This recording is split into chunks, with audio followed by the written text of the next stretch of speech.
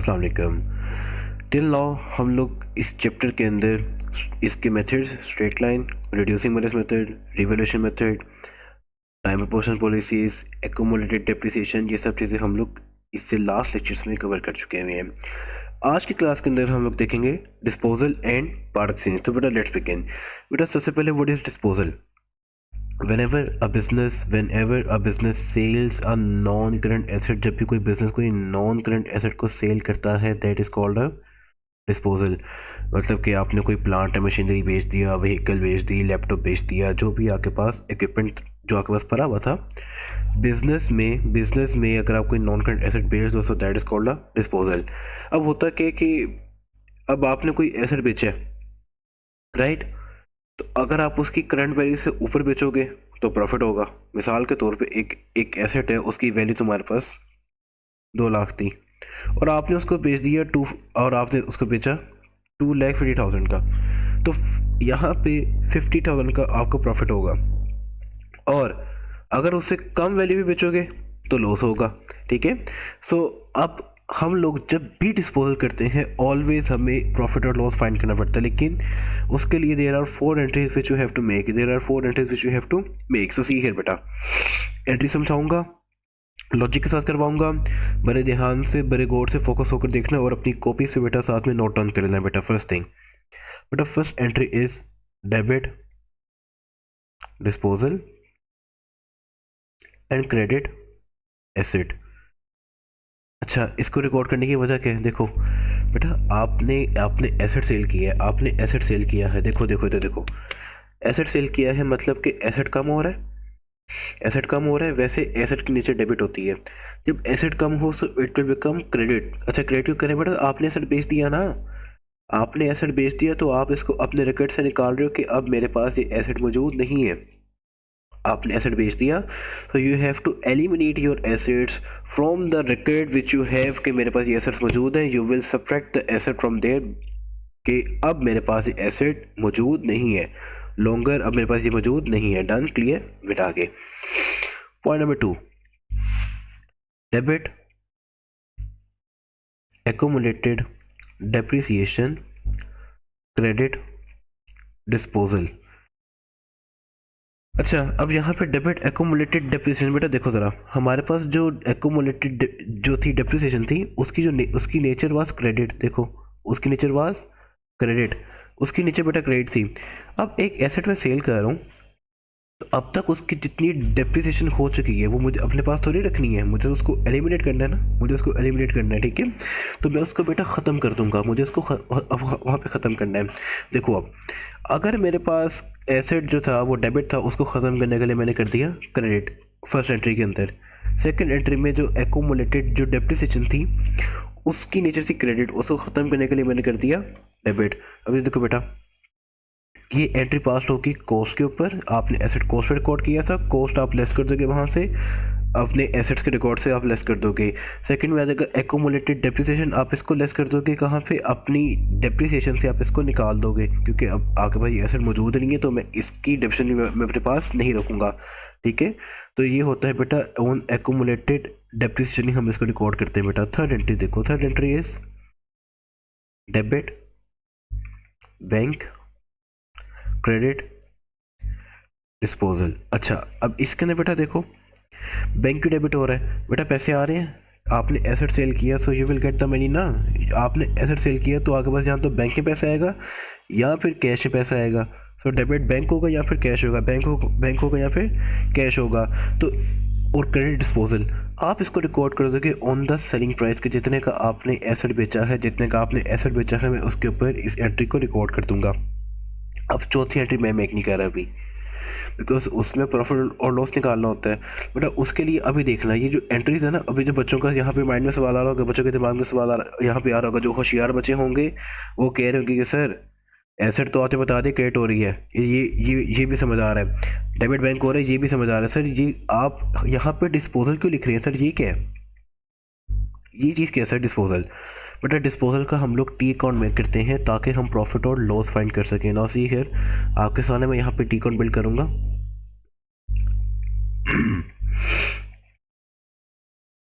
ये लो, ठीक है। अच्छा बेटा देखो, अब ये मेरे पास है यहाँ पे disposal account, this is the disposal account. अब बेटा डिस्पोजल अकाउंट के अंदर गौर से देखने, देखो क्या है बेटा यहाँ पे डेबिट डिस्पोजल, तो डिस्पोजल का अकाउंट डेबिट होगा, डिस्पोजल का अकाउंट बेटा क्या होगा, डेबिट होगा।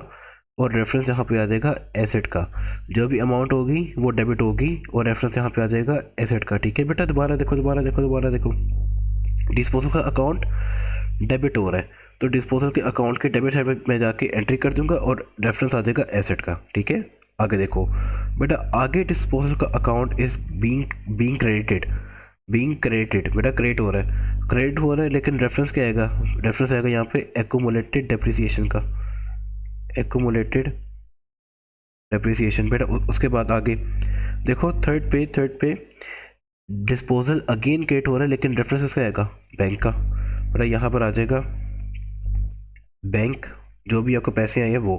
अब बेटा, अब आप जब इस टी अकाउंट को बैलेंस करोगे, जब आप इस टी अकाउंट को बैलेंस करोगे तो आपके पास, टी अकाउंट को जब बैलेंस करोगे तो आपके पास अगर तो आपके पास वैल्यू इस साइड पर आए तो वो आपका प्रॉफिट है, और अगर टी अकाउंट बैलेंस करके वैल्यू जो है वो इस साइड पर आए तो वो आपका लॉस है बेटा। ठीक है, that's how we find the profit और लॉस ऑन द डिस्पोजल। अभी इसका क्वेश्चन करेंगे तो आपके सामने चीज़ें बेटा बिल्कुल क्लियर हो जाएंगी। ठीक है, इसके बाद हम लोग चौथी एंट्री में करते हैं। अभी मैं आपको यहाँ पे क्वेश्चन करवाऊंगा, उस क्वेश्चन से things will get way easier for you guys. ठीक है, अब यहाँ पे देखो बेटा, सेम वही चीज़ की उसने, भाई देखो बेटा, उसने फर्स्ट एंट्री में क्या किया है, eliminating the asset, debit disposal and credit asset, debit accumulated depreciation और क्रेडिट डिस्पोजल। थर्ड सेम चीज़ है बेटा, ये बिल्कुल सेम चीज़ है। फोर्थ की मैं भी बात नहीं कर रहा, फोर्थ को हम लोग बाद में करेंगे आफ्टर द टी अकाउंट। यहाँ पे पहले बेटा क्वेश्चन के बारे आते हैं। क्वेश्चन देखो, इक्विपमेंट कॉस्टिंग 50,000 वाज सोल्ड का ध्यान रखना है। कॉस्ट क्या थी, कॉस्ट है आपके पास यहाँ पे 50,000, सोल्ड कितने का बेचा बेटा, 32,000 का। ये आपके पास बैंक वाली वैल्यू आ गई, आपके पास ये बैंक वाली वैल्यू आ गई, आपने इतने का बेचा, ठीक हो गया। आगे, it's being depreciated by 15,000, this is your accumulated depreciation. Okay, अब देखो बेटा, फर्स्ट एंट्री दिमाग में, एंट्री आपके दिमाग में एंट्री होनी चाहिए, आपके दिमाग में एंट्री बेटा होनी चाहिए। ठीक है, तो तुम्हारे दिमाग में फर्स्ट एंट्री होनी चाहिए बेटा। देखो, डेबिट डिस्पोजल और क्रेडिट एसेट। बेटा याद रखो कि first entry was on the cost ना, कॉस्ट बेटा, कॉस्ट क्या है तुम्हारे पास, कॉस्ट वाज 50,000 हेयर, 50,000 बेटा here. First entry is done, first entry is done. Second entry देखो, सेकेंड एंट्री हम लोग बनाते हैं एक्यूमुलेटेड डेप्रिसिएशन से, तो डेबिट एक्यूमुलेटेड डेप्रिसिएशन और क्रेडिट डिस्पोजल। बेटा मेरे पास एसेट की जितनी भी डेप्रिसिएशन है, I have that thing that was 15,000, तो मैं रिकॉर्ड कर दूंगा 15,000 हियर। जाग जो बेटा, जाग जो देखो स्क्रीन पे फोकस रहना बेटा इधर। हाँ डन, क्लियर। इधर देखो थर्ड एंट्री वेरी इंपॉर्टेंट बेटा। पैसे आ रहे हैं तो डेबिट बैंक क्रेडिट डिस्पोजल और बेटा we will do this on the bank value, हम इसको बैंक वैल्यू के ऊपर करेंगे। So 32,000 here and 32,000 here. अच्छा, तीन एंट्रीज करने के बाद तुमने ब्रेक लगा देनी है। आफ्टर 3 एंट्रीज तुम्हें वहाँ जाकर रुकना है और ब्रेक लगानी, because now we have to find the profit और लॉस ऑन द डिस्पोजल, कि भाई प्रॉफिट है यहाँ पे, लॉस है। उसके लिए just insert this values in this T account. बेटा देखो, कॉस्ट जो आपके पास एसेट की कॉस्ट आती थी वो यहाँ पर आती थी। देखो टी अकाउंट का फॉर्मेट तुम्हारे सामने मैंने यहाँ पे बिल्ड किया था, देखो ज़रा, ठीक है। इसी के अंदर मैं यहाँ पे जैसे पुटिंग करूँगा तो एसेट की कॉस्ट आती थी ऑन द डेबिट साइड, तो बेटा 50,000 देखो, डेबिट क्या हो रहा था बेटा, डेबिट डिस्पोजल बाय 50,000, तो डेबिट डिस्पोजल बाय 50,000, तो डिस्पोजल अकाउंट की डेबिट साइड पे आ गया 50,000, आ गया। आगे क्रेडिट कर रहा था बेटा, सेकंड एंट्री में क्रेडिट डिस्पोजल बाय 15,000, बेटा डिस्पोजल के टी अकाउंट को कर दो क्रेडिट बाय 15,000 और रेफरेंस आ जाएगा यहाँ पे एक्यूमुलेटेड डेप्रिसिएशन का। बेटा third thing debit bank credit disposal, तो बेटा दोबारा से डिस्पोजल हो रहा था क्रेडिट बाय 32,000, बाय 32,000 बेटा देखो 32,000 और यहाँ पर आ जाएगा बैंक, बैंक जी। अब द मोमेंट ऑफ ट्रुथ, मुझे देखने बेटा कि प्रॉफिट है यहाँ पे लॉस है। देखो ज़रा टी कौन, आप टी कौन ज़रा बैलेंस करो। सो यहाँ पे 50 है, यहाँ पे है 15, 32, 47 बेटा 3,000 का लॉस है यहाँ पे, 3,000 का आपके पास लॉस आ रहा है जो इनकम स्टेटमेंट में एज एन एक्सपेंस बेटा लिखा जाएगा, जो एज एन एक्सपेंस वहाँ पर लिखा जाएगा बेटा। Done. So that was the thing.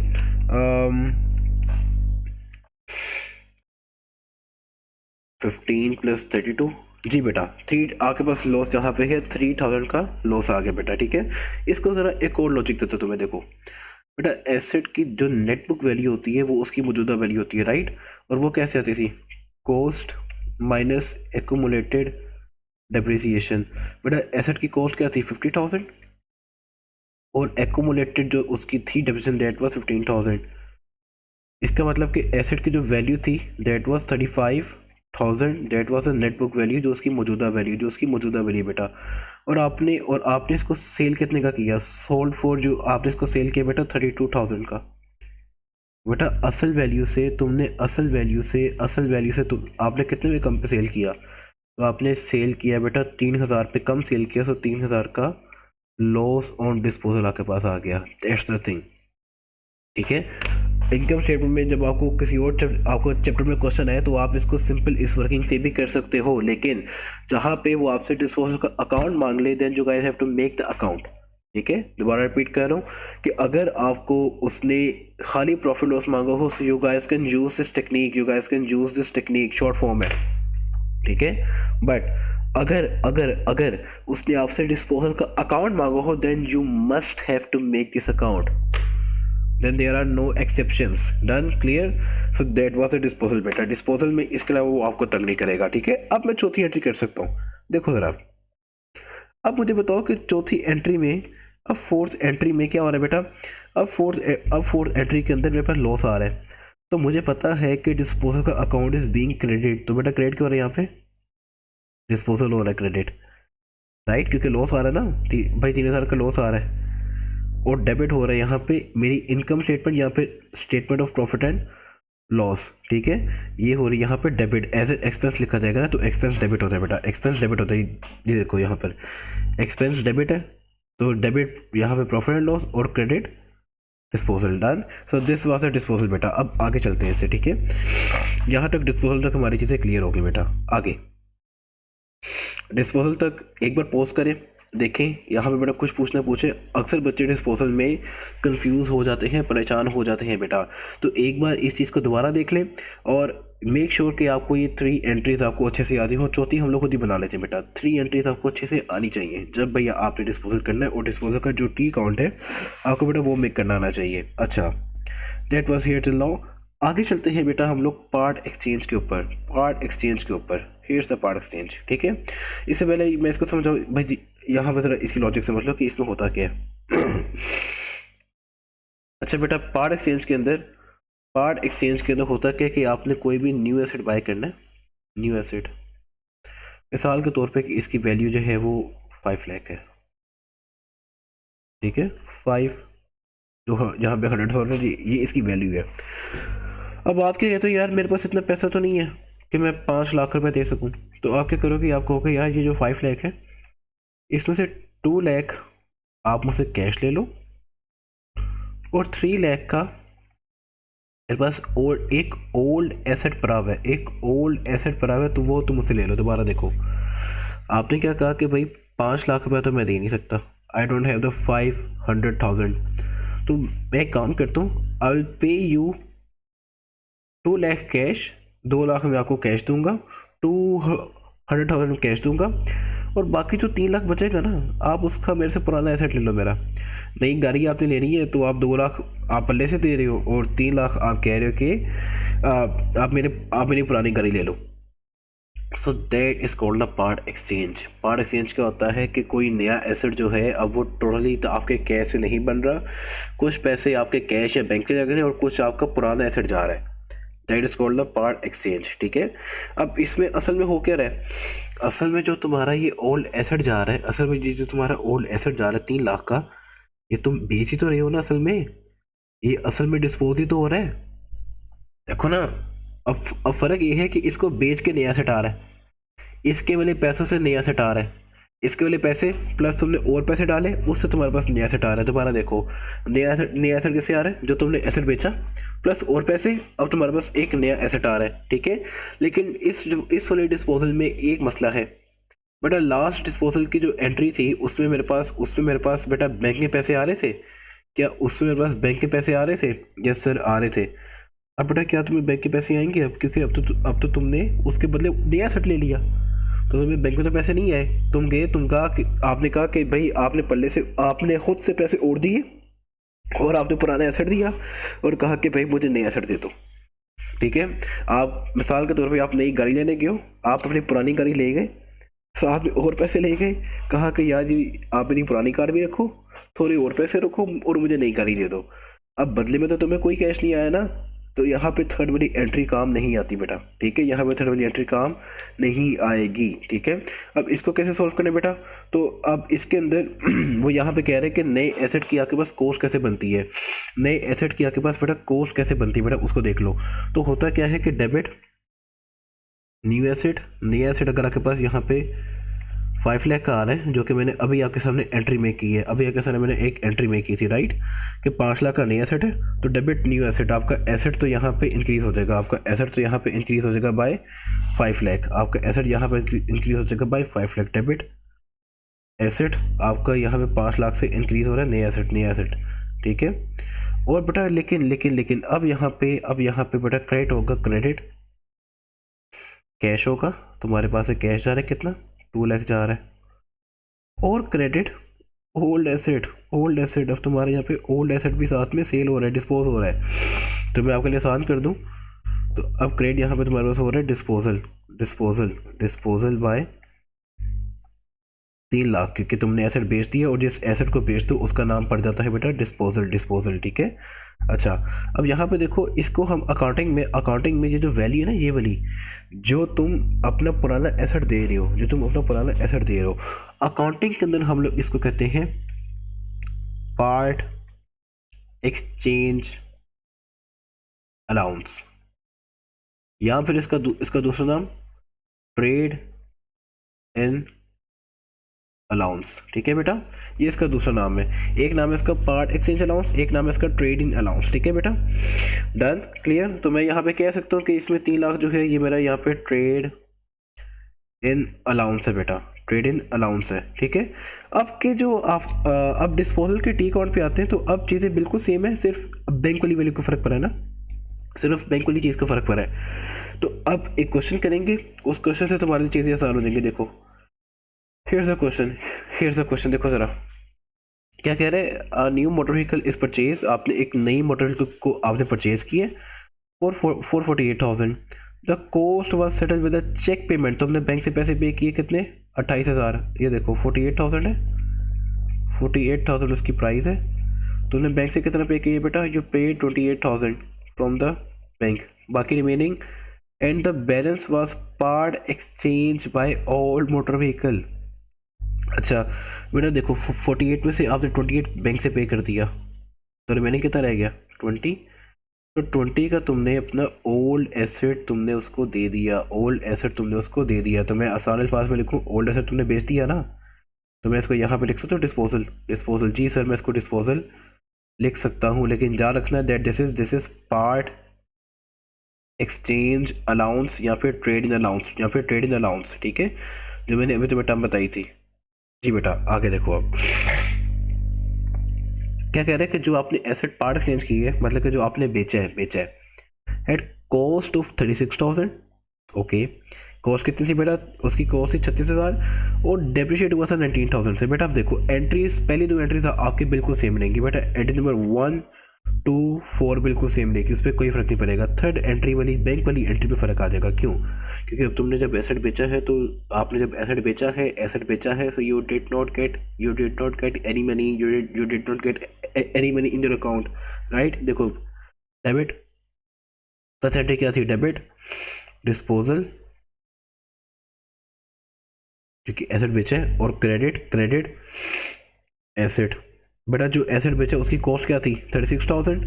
Same जो आपकी डिस्पोजल की एंट्री थी बेटा बिल्कुल सेम आएंगी, डिस्पोजल की जो एंट्री थी वो बिल्कुल सेम आएंगी, सिर्फ थर्ड बैंक वाली एंट्री में फर्क पड़ेगा। देखो डेबिट सेकेंड एंट्री, देखो जो हमने यहाँ पे लास्ट एंट्रीज की थी, डेबिट एक्यूमुलेटेड और क्रेडिट डिस्पोजल, तो बेटा बिल्कुल सेम चीज़ आप यहाँ पे भी करोगे, debit accumulated depreciation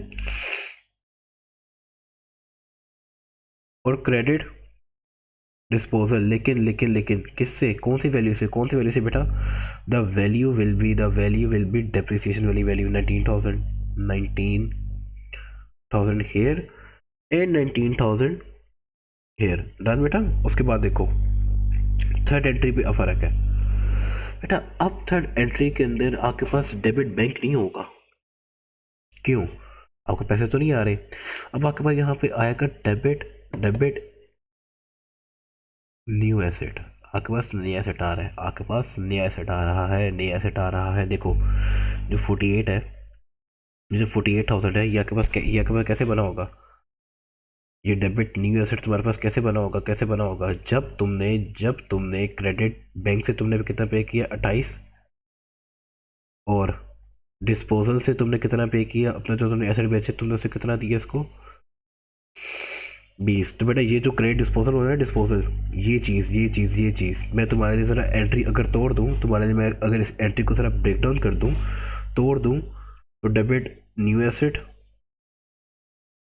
bye 28, credit bank by 28, debit new asset by 20 और क्रेडिट डिस्पोजल बाय 20। तो मतलब कि कुल टोटल जो आपका डेबिट हो रहा है ना, न्यू एसेट जो टोटल डेबिट हो रहा है वो बेटा 48 से ही हो रहा है, वो 48 से ही हो रहा है, वो 48 से ही हो रहा है। टोटल डेबिट कितने से बेटा, 28 प्लस 20, 28 प्लस 20, टोटल वो 48 से ही डेबिट हो रहा है। लेकिन 48 के पैसे जो है अलग अलग जगह से आ रहे हैं, एक 28 आ रहा है, 28 आ रहा है बैंक से, और 20 आ रहा है बेटा आपके पास डिस्पोजल से, ठीक है। अब यहाँ पे जब मैं एंट्री करूँगा तो डेबिट न्यू एसेट, ये वाले पैसे में एसेट बेच के जो पैसे आ रहे हैं वो वाले हैं, एसेट बेच के जो पैसे आ रहे हैं वो है बेटा। तो डेबिट न्यू एसेट बाय 20,000 जो पार्ट एक्सचेंज अलाउंस है, आपके लिए मैं आसान करता हूँ, थर्ड एंट्री आपने हमेशा करनी है ऑन पार्ट एक्सचेंज अलाउंस, आसान कर दूँ, थर्ड एंट्री हमेशा करनी है on part exchange allowance, third entry हमेशा करनी है और ऑन पार्ट एक्सचेंज अलाउंस। दोबारा देखो बेटा, रिपीट कर रहा हूँ लास्ट टाइम, थर्ड एंट्री हमेशा करनी है ऑन पार्ट एक्सचेंज अलाउंस, जो अलाउंस की वैल्यू है बेटा उस पर करनी है। सो दैट वाज 20,000 तो मैं इस पर करूँगा।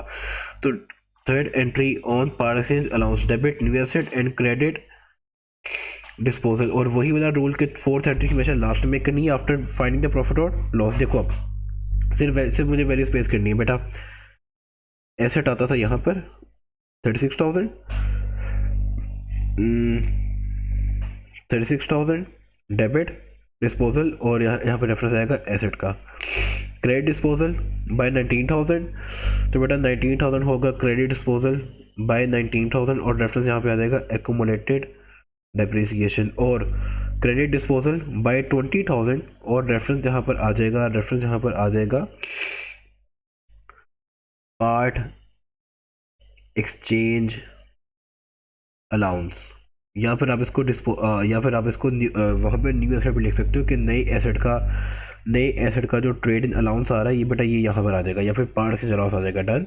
आगे देखो अब बेटा मुझे देखने के प्रॉफिट है, यहाँ पे लॉस है, तो सेम चीज़ टी अकाउंट का बैलेंस करो, यहाँ पे है 36, यहाँ पे है 39, तो बेटा यहाँ पर तो मुझे प्रॉफिट नजर आ रहा है, तो यहाँ पे प्रॉफिट आ रहा है बेटा कितने का, 3,000 का आपके पास यहाँ पर आके बेटा प्रॉफिट, यहाँ के पास आगे यहाँ पे आके प्रॉफिट 3,000 का, तो टी अकाउंट क्लोज कर दे बेटा, 39,000 हेयर टी अकाउंट क्लोज, और फोर्थ एंट्री बन जाएगी यहाँ पे डेबिट डिस्पोजल और credit statement of profit loss, because आपके पास यहाँ पे प्रॉफिट है, और बेटा प्रॉफिट कितने का है, 3,000 हेयर और 3,000 हेयर, ठीक है बेटा। So that was the disposal and part exchange allowance बेटा, ये हमने बड़ा बेसिक से किया है अभी, ठीक है। दोबारा देखो आज की क्लास में जब हमने देखा था बेटा डिस्पोजल है, डिस्पोजल था कि जिसमें हमने 4 एंट्रीज मेक करनी थी, 4 एंट्रीज मेक करनी थी, ठीक है।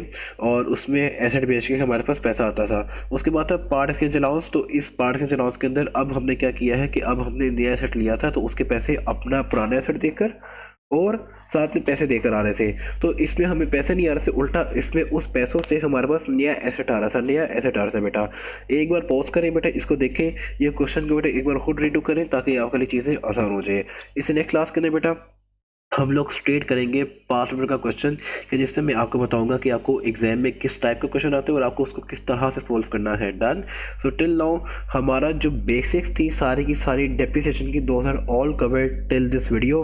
अब हमने स्टार्ट करने हैं सीधा पास्ट पेपर के बेटा क्वेश्चंस। तो वो इस नेक्स्ट लेक्चर के अंदर मैं सारे क्वेश्चंस जो है अराउंड 3 to 4 क्वेश्चन मैं खुद करवाऊंगा बेटा, और भी क्वेश्चन मैं साथ में रिकॉर्ड करूंगा।